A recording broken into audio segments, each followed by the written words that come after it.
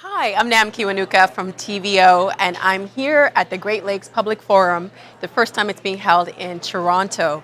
And with me now, I've got Nate Dreg from the Alliance for the Great Lakes. Nate, thank you for being here. Thanks for having me. I wanted to talk to you about the marine debris problem and plastic pollution in lakes. How big an issue is it to the health of the lakes? Sure.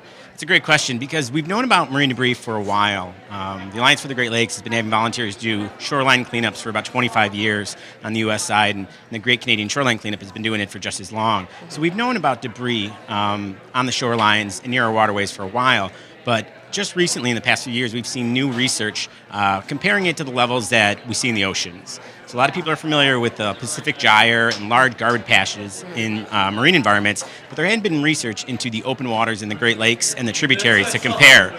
And since 2012, there's been surveys in the open waters of all 5 Great Lakes and tributaries running into the lakes that have found concentrations of microplastics as high or higher than in the ocean. What are microplastics? So microplastics are plastic pieces that are smaller than 5 millimeters, and they can either be micro beads from personal care products, so tiny little pieces of plastic that are in face wash and toothpaste. They could be pre-production pellets, so tiny little beads of plastic that come from the refinery and then are melted down and turned into products. They can be fragments, so it could be a piece of a pop bottle, plastic bag, straw. They could be fibers, actually, from our clothes, so from synthetic fabrics like nylon and polyester. So all of these kind of categories make up the microplastic issue out there. And what does that have? What kind of impact does this debris have on the Great Lakes? Microplastics are particularly a problem because they're tiny enough to be ingested by wildlife. So birds, fish, mussels, even plankton have been found to ingest these items. And there's been a lot of research showing that in the oceans, but there's more research going on to prove that in the Great Lakes. And once they're ingested, we need to figure out what they're doing to these organisms.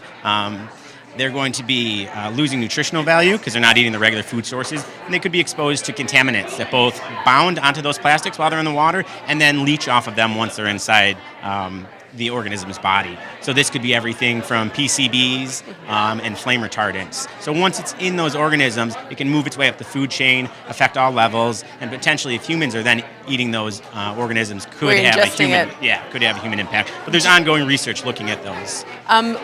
What do you think there should be a ban on them? Well, it depends.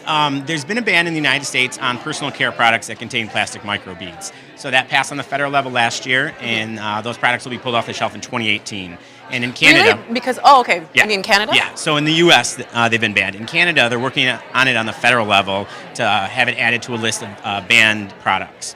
So that's one item where we clearly knew where there was a tiny piece of plastic, it was getting in through wastewater treatment, we could stop it at the source. When we're looking at fragments of, say, a coffee cup or a straw, that can start from the source. So that's us using those single-use plastic items, things that we use for a couple of minutes and then end up in the environment for decades or hundreds of years. So something like that, it would involve consumer change as well as more smart product design. Okay, so would the solution then to develop, to change the developers' behavior or the consumers? I think it's got to have it from every angle. There'll be some legislation, some consumer change, and then working with industry as well to design more sustainable products. And what can the average person do? I'd say be an informed consumer. So for microbeads, looking at your products to see if there's polyethylene or polypropylene. Those are 2 fancy words for little plastic beads. So if you have a face wash or a body wash or toothpaste that has little beads in it, you could stop using that product. And then thinking about your single-use plastics. If you don't need a bag, don't take that plastic bag. Bring your own shopping bag. It's interesting because I just bought something yesterday with microbeads in it. Now you know. Thank you very much for being here. here. No problem. Thank you.